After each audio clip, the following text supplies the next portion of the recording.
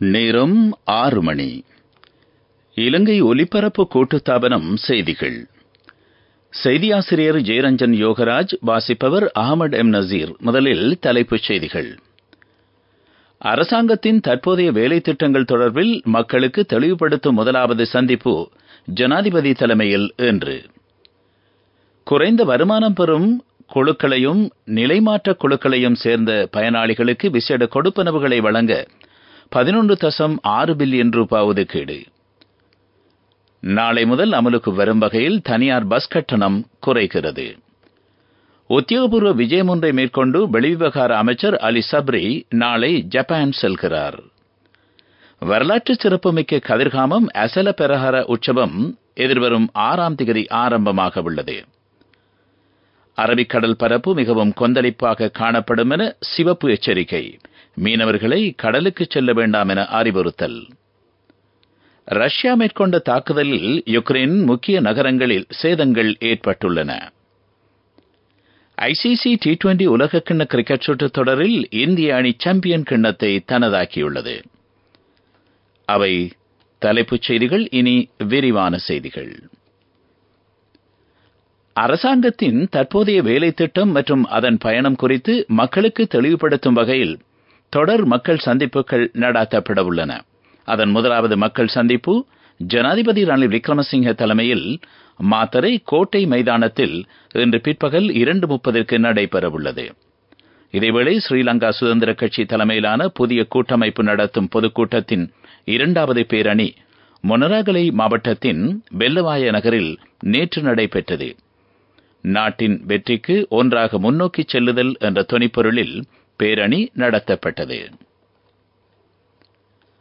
அஸ்வசும நலன்புரி வேலை திட்டத்தின் கீழ் குறைந்த வருமானம் பெறும் குழுக்களையும் நிலைமாற்ற குழுக்களையும் சேர்ந்த பயனாளிகளுக்கு விசேட கொடுப்பனவுகளை வழங்க 11.6 பில்லியன் ரூபாய் வங்கிக் கணக்குகளில் வைப்பிலிடப்பட்டுள்ளன. நலன்புரி அனுகூல சபையின் மூலம் சுமார் 6,23,000 பயனாளிகள் வங்கிக் கணக்குகளில் பணம் வைப்பிலிடப்பட்டுள்ளதாக ஜனாதிபதி ஊடகப் பிரிவு அறிவுறுத்துள்ளது. இந்த வேலை திட்டத்தின் முதல் கட்டமாக பாதிக்கப்பட்ட குழுக்களை சேர்ந்த பயனாளிகளுக்கு 2023ஆம் ஆண்டு ஜூலை மாதம் தொடக்கம் 2024ஆம் ஆண்டு மார்ச் மாதம் வரை 5,000 ரூபாய் வழங்கப்பட்டன. ஓரளவு வசதியுள்ள குழுக்களை சேர்ந்த பயனாளிகளுக்கு கடந்த ஆண்டு ஜூலை மாதம் தொடக்கம் டிசம்பர் மாதம் வரையில் மாதாந்தம் 2,500 ரூபாய் செலுத்தப்பட்டன. சமகால பொருளாதார நிலவரத்தை கருத்தில் கொண்டு இந்த 2 குழுக்களுக்கும் எதிர்வரும் டிசம்பர் மாதம் வரையில் விசேட கொடுப்பனவுகளை வழங்குமாறு ஜனாதிபதி ரணில் விக்ரமசிங்க நலன்புரி அனுகூல சபைக்கு ஆலோசனை வழங்கியிருக்கின்றார். இதன் பிரகாரம் ஜூலை மாதம் தொடக்கம் டிசம்பர் மாதம் வரையில் 2 குழுக்களுக்கும் 5,000 ரூபாய் வீதம் வழங்கப்படும் என சபையின் தலைவர் ஜயந்த விஜயரத்ன தெரிவித்துள்ளார். நாளை முதல் அமலுக்கு வரும் வகையில் தனியார் பஸ் கட்டணம் குறைகின்றது. தனியார் பஸ் கட்டணத்தை 5% குறைக்க உள்ளதாக இலங்கை தனியார் பஸ் உரிமையாளர்கள் சங்கம் அறிவித்திருக்கின்றது. வருடாந்த பஸ் கட்டண மறுசீரமைப்பு கொள்கையின் கீழ் இந்த நடவடிக்கை எடுக்கப்படுவதாக சங்கத்தின் தலைவர் கெமுனு விஜயரத்ன தெரிவித்துள்ளார். நீங்கள் கேட்டுக்கொண்டிருப்பது இலங்கை ஒலிபரப்பு கூட்டுத்தாபனத்தின் செய்திகள்.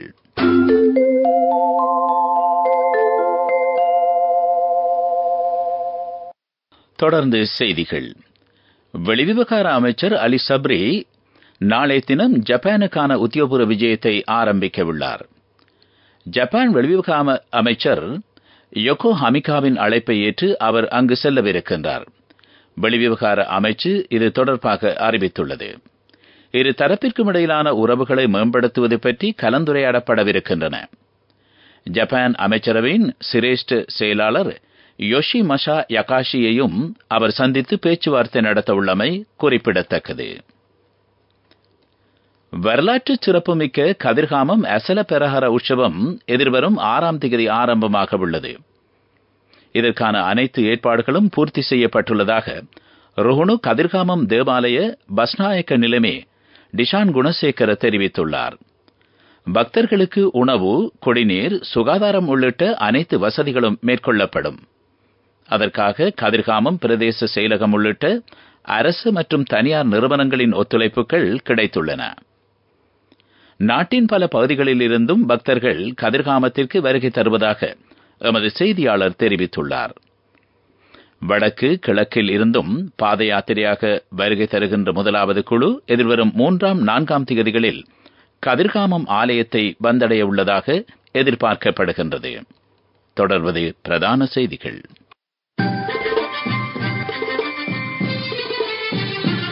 பிரதான செய்தி வழங்குவோர் ஒவ்வொரு வீட்டிலும் இருக்க வேண்டிய வீட்டு வைத்தியர் சித்தாலேப.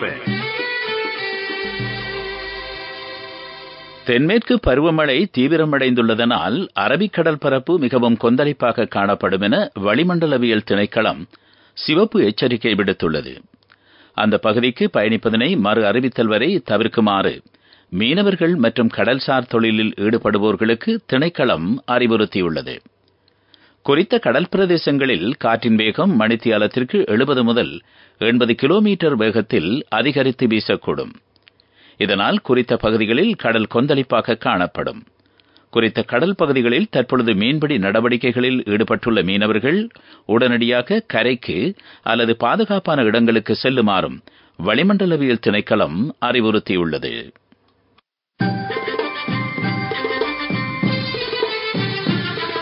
பிரதான செய்தி வழங்கியோர் ஒவ்வொரு வீட்டிலும் இருக்க வேண்டிய வீட்டு வைத்தியர் சித்தாலேப. உங்கள் கவனத்திற்கு 2024 உயர்தர பரீட்சைக்கான விண்ணப்பங்கள் அடுத்த மாதம் 10ஆம் தேதி வரை ஏற்றுக்கொள்ளப்படும் என்று கல்வி அமைச்சு அறிவித்துள்ளது. இதற்கான தினம் மேலும் நீடிக்கப்பட மாட்டாது என்றும் பரீட்சைகள் ஆணையாளர் நாயகம் அமித் ஜெயசுந்தர் தெரிவித்துள்ளார். நிகழ்நிலை மூலம் இதற்காக விண்ணப்பிப்பது அவசியமாகும்.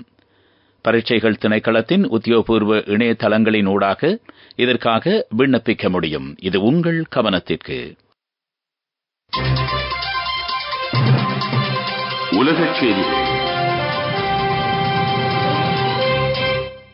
ரஷ்யா மேற்கொண்ட தாக்குதலில் யுக்ரைனின் முக்கிய நகரங்களின் சேதங்கள் ஏற்பட்டுள்ளன. தென்கிழக்கு நகரான சப்ரியாஸ் நகரில் மேற்கொண்ட தாக்குதலில் 31 பேர் காயமடைந்துள்ளனர். ரஷ்யா மேற்கொண்ட நெடுந்தூர ஏவுகணை தாக்குதலில் 2 சிறுவர்கள் உள்ளடங்கலாக 7 பேர் கொல்லப்பட்டுள்ளனர். இந்த தாக்குதல் சம்பவத்தை அடுத்து அமெரிக்கா மற்றும் மேற்குலக நாடுகளிடமிருந்து நெடுந்தூர ஏவுகணைகளை தற்பாதுகாப்பிற்காக பெற்றுக்கொள்ள யுக்ரைன் ஜனாதிபதி விளாடிமிர் செலன்ஸ்கி தீர்மானித்துள்ளார். அட்லாண்டிக் பிராந்தியத்தில் நிலவுகின்ற சீரற்ற காலநிலை காரணமாக அட்லாண்டிக் சமுத்திரத்திற்கு அருகாமையில் தீவு பகுதிகளில் வெகுவாக பாதிப்புகள் ஏற்பட்டுள்ளன. பெரில் எனும் சூறாவளி காரணமாக அங்கு சேதங்கள் ஏற்பட்டுள்ளன. கரீபியன் தீவுகள் மற்றும் அட்லாண்டிக் தீவுகளுக்கு அடைமழையுடன் கூடிய சூறாவளி காரணமாக பலத்த சேதங்கள் ஏற்பட்டுள்ளன. இந்த சூறாவளி 3வது மட்டத்திற்குரிய தாக்கம் கொண்ட சூறாவளி என அடையாளம் காணப்பட்டுள்ளது. அடுத்து வரும் சில தினங்களில் பெரில் எனும் இந்த சூறாவளி பார்படோஸ், டொமினிகா மற்றும் கனடா ஆகிய தீவுகளை நோக்கி நகரும் என அட்லாண்டிக் பிராந்திய வானிலை மையம் தெரிவித்துள்ளது. அபிவிருத்தி செய்திகள். ஹம்பாந்தோட்டை மாவட்டத்தில் 3 இளநீர் கிராமங்கள் அபிவிருத்தி செய்யப்படுகின்றன.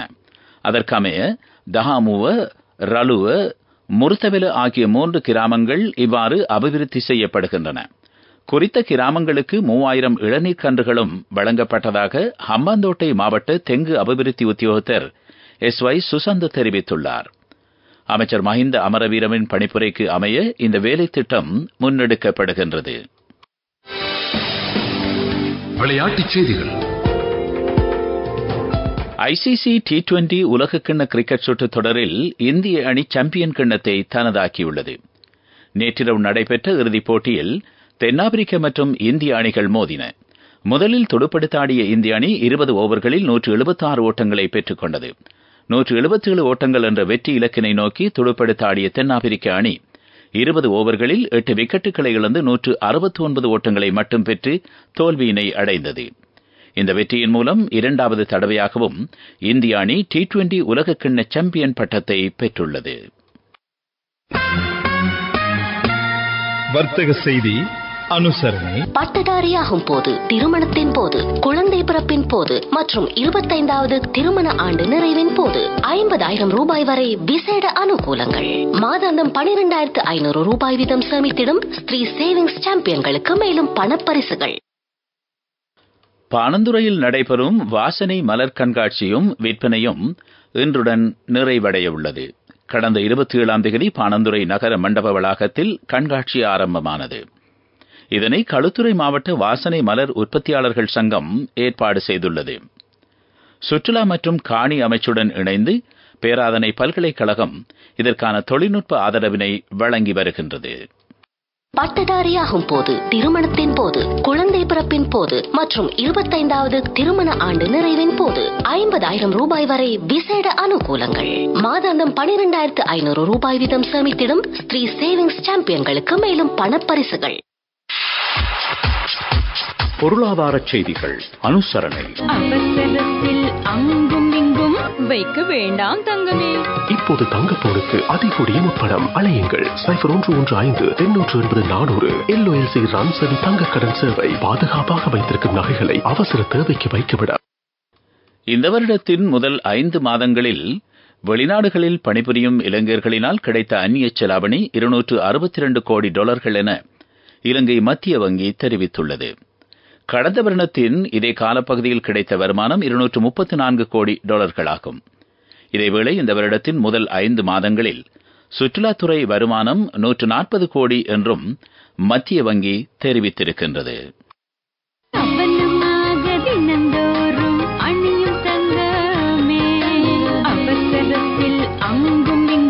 வைக்க வேண்டாம் தங்கமே. இப்போது தங்கப்போனுக்கு அதிகூடிய முப்பணம் அலையுங்கள். 0115-880-400 LOLC ராம்சவி தங்க கடன் சேவை. பாதுகாப்பாக வைத்திருக்கும் நகைகளை அவசர தேவைக்கு வைக்கவிட. காலநிலை அறிக்கை.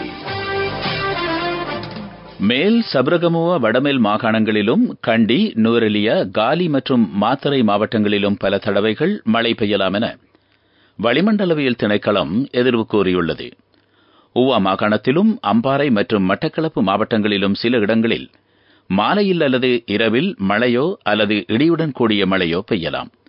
மத்திய மலைநாட்டின் மேற்கு சரிவு பகுதிகளிலும் வடக்கு, வடமத்திய மற்றும் வடமேல் மாகாணங்களிலும் திருகோணமலை, ஹம்பாந்தோட்டை மற்றும் மொனராகலை மாவட்டங்களிலும் அவ்வப்போது மணித்தியாலத்திற்கு 40 முதல் 50 கிலோமீட்டர் வரையான வேகத்தில் பலத்த காற்று வீசலாம் என திணைக்களம் விடுத்துள்ள அறிக்கையில் குறிப்பிடப்பட்டுள்ளது. காலநிலை அறிக்கை கேட்டீர்கள். மீண்டும் தலைப்புச் செய்திகள். அரசாங்கத்தின் தற்போதைய வேலை திட்டங்கள் தொடர்பில் மக்களுக்கு தெளிவுபடுத்தும் முதலாவது சந்திப்பு ஜனாதிபதி தலைமையில் இன்று. குறைந்த வருமானம் பெறும் குழுக்களையும் நிலைமாற்ற குழுக்களையும் சேர்ந்த பயனாளிகளுக்கு விசேட கொடுப்பனவுகளை வழங்க 11.6 பில்லியன் ரூபாய் ஒதுக்கீடு. நாளை முதல் அமலுக்கு வரும் வகையில் தனியார் பஸ் கட்டணம் குறைகிறது.